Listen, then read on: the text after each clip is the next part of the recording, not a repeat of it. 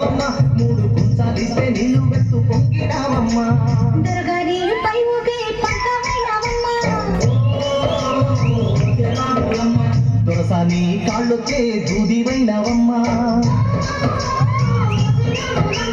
దేవుడిని వెలిగించే దివ్యమైనావమ్మా నలుగురికి తల్లోని నాల్కవైనావమ్మా